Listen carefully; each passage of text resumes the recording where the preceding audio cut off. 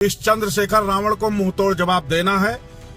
ये जैसे ही बाराबंकी में कार्यक्रम लगे आएगा अपने पैरों पर, लेकिन जाएगा अपने पैरों पर नहीं। इस चीज का वादा करता हूं मैं आप सबसे। इस चंद्रशेखर रावण को मुंहतोड़ जवाब दिया जाएगा। हमें किसी के उकसाव में नहीं आना चाहिए और किस तरह की टिप्पणी नहीं करनी चाहिए। देश में लोकतांत्रिक व्यवस्था है, संविधान से देश चल रहा है। उत्तर प्रदेश में चंद्रशेखर आजाद का दबदबा कायम है, एकदम वो कायम रहेगा। वो चंद्रशेखर भाई को रोका तो लाखों की संख्या बाराबंकी आएंगे। उत्तर प्रदेश की सियासत में एक ऐसी हलचल मची है जिसने लखनऊ से लेकर दिल्ली तक के गलियारों में शोर मचा दिया है।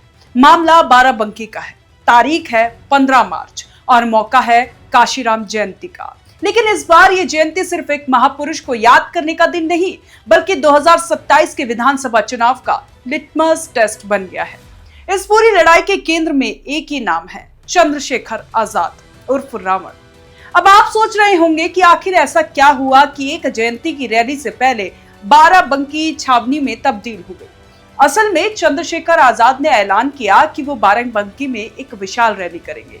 वो जानते हैं कि अगर उन्हें यूपी की सत्ता की सीढ़ी चढ़नी है तो दलितों और पिछड़ों के इस बड़े वोट बैंक को अपने पाले में डालने का ये सही मौका है। लेकिन जैसे ही इस रैली की सुगबुगाहट तेज हुई, करनी सेना के प्रदेश महामंत्री अभिनव सिंह के एक बयान ने आग में घी डालने का काम किया है। अभिनव सिंह ने जो कहा उसने सीधे तौर पर जातीय स्वाभिमानी की जंग छेड़ दी है। उन्होंने साफ चेतावनी दी कि चंद्रशेखर आजाद बाराबंकी अपने पैरों पर आएंगे तो जरूर, लेकिन अपने पैरों पर वापस नहीं जा पाएंगे। नमस्कार, प्रणाम। मैं अभिनव सिंह, प्रदेश महामंत्री करनी सेना। आजाद समाज पार्टी के राष्ट्रीय अध्यक्ष हमेशा हिंदुओं को और सवर्णों को गाली देने वाले चंद्रशेखर रावण का कार्यक्रम बाराबंकी की धरती पर लग रहा है। बहुत दिनों से इनकी प्रतीक्षा थी। सभी करनी सैनिक तैयार रहे। इस चंद्रशेखर रावण को मुंहतोड़ जवाब देना है। ये जैसे ही बाराबंकी में कार्यक्रम लगे आएगा अपने पैरों पर, लेकिन जाएगा अपने पैरों पर नहीं। इस चीज का वादा करता हूं मैं आप सबसे। आप सभी आगामी 15 तारीख को, जल्द ही बताऊंगा आपको समय कितने बजे इकट्ठा होना, जहां भी इकट्ठा होना सभी भाई उपस्थित हो। इस चंद्रशेखर रावण को मुंहतोड़ जवाब दिया जाएगा। इसको बाराबंकी की धरती पर आने नहीं देंगे। ये एक करनी सैनिक का वादा है। ये सिर्फ एक बयान नहीं था, बल्कि एक खुली चुनौती थी। उन्होंने चंद्रशेखर पर आरोप लगाया कि वो हिंदू देवी देवताओं पर आपत्तिजनक टिप्पणी करते हैं, दलितों को भड़काते हैं और मुसलमानों की सरपरस्ती करते हैं। अब राजनीति के जानकारों की माने तो अभिनव सिंह का ये सीधा हमला सिर्फ एक व्यक्तिगत विरोध नहीं, बल्कि बाराबंकी के उस दलित राजपूत समीकरण को साधने की कोशिश है जहां बीजेपी अपनी पकड़ मजबूत करना चाहती है। लेकिन चंद्रशेखर के सिपाही यानी भीम आर्मी के कार्यकर्ता भी कहां चुप बैठने वाले थे। उन्होंने रामकृष्णा के नाम से एक वीडियो जारी किया और 2 टूक कह दिया कि अगर रैली में किसी ने भी गड़बड़ी करने की कोशिश की तो उसे उसी की भाषा में जवाब दिया जाएगा। अब आलम यह है कि सोशल मीडिया से लेकर सड़कों तक समर्थकों के बीच हिंसक टकराव की स्थिति बन गई है। जो लड़ाई कभी नीतियों की होती थी, आज वो सड़कों पर जातीय जंग की शक्ल ले चुकी है। और मैं अपनी पूरी जिम्मेदारी के साथ कह रहा हूँ कि अगर चंद्रशेखर भाई ने अगर आह्वान कर दिया तो हरियाणा और पंजाब, लुधियाना से कम 10 ट्रेनें लेकर मैं अपनी जिम्मेदारी से आऊंगा। ये पूरा वादा है मेरा। और तू जो बड़बड़ा रहा है, गिड़गिड़ा रहा है, मेरे लोगों को भी मौका मिलेगा कि वो अपना हाथ साफ कर ले। ठीक है, ज्यादा फड़फड़ाने की जरूरत नहीं है। हमारे लोग जो दबे कुचले हैं उनको भी जमीन जायदाद मिल जाएगी। ज्यादा उछलने कूदने की जरूरत नहीं है। ना तुम लड़कर जीत सकते हो, ना सोशल मीडिया पर जीत सकते हो। सोशल मीडिया पर ये रामकिशन तुम्हें बराबर जवाब देता रहेगा। अभिनव सिंह बराबर जवाब दूंगा, बराबर। और वही बाराबंकी की धरती पर चंद्रशेखर भाई आजाद 15 मार्च को तुम्हें दिखाई देंगे। तुम्हारी रूह कांप जाएगी, तुम्हारे रोह खड़ा हो जाएंगे वहां पर जाने के लिए।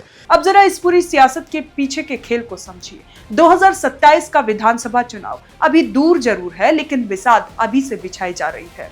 चंद्रशेखर आजाद अच्छी तरह से जानते हैं कि काशीराम का नाम लिए बिना दलित राजनीति की नैया पार नहीं लग सकती। वो खुद को काशीराम के असली वारिस के रूप में पेश करने की कोशिश में जुटे हैं। दूसरी तरफ मायावती की बीएसपी है जो कहती है काशीराम उनके जननायक हैं और उनकी विरासत पर किसी और का हक नहीं। सपा, बीजेपी और कांग्रेस सभी इस मौके को भुनाना चाहते हैं, क्योंकि उन्हें पता है कि अगर दलित वोट बैंक में थोड़ी सी भी सेंध लगी तो यूपी का पूरा गणित बदल जाएगा।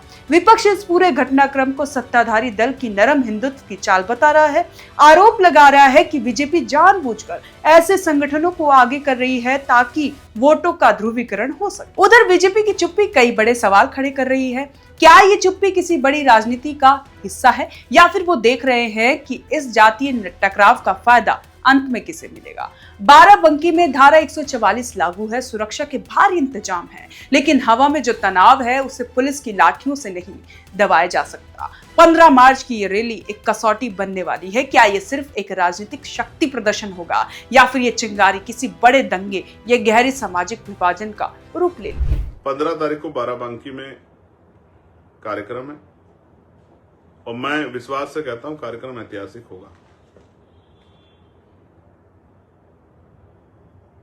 कुछ लोग हमारे साथियों को उस तरह से जानबूझ के उस तरह का माहौल खराब करने के लिए उकसाने का काम कर रहे हैं। मैं अपने साथियों से कहूंगा, हम लोग संवैधानिक व्यवस्था को मानने वाले लोग हैं, हमें किसी के उकसाव में नहीं आना चाहिए और किस तरह की टिप्पणी नहीं करनी चाहिए। देश में लोकतांत्रिक व्यवस्था है, संविधान से ये देश चल रहा है, हमें संविधान पर पूर्ण रूप से भरोसा है, तो हमें संवैधानिक दृष्टिकोण से आगे बढ़ना चाहिए। आज की राजनीति की सबसे कड़वी हकीकत यही है, विकास और मुद्दे की जगह अब जाति, धर्म और व्यक्तिगत अपेक्षाओं ने ले ली है। पार्टियां वोट की भूख में ये भूल रही हैं कि सत्ता तो आती जाती रहेगी, लेकिन समाज में जो दरार पैदा हो रही है उसे भरना नामुमकिन होगा।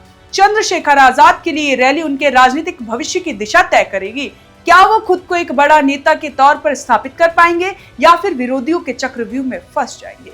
बाराबंकी की जमीन पर जो हो रहा है वो आने वाले यूपी चुनाव का ट्रेलर है। यहाँ एकता चुनी जाएगी या विभाजन, इसका फैसला तो वक्त करेगा, लेकिन फिलहाल तो उत्तर प्रदेश की राजनीति का पारा 7वें आसमान पर है।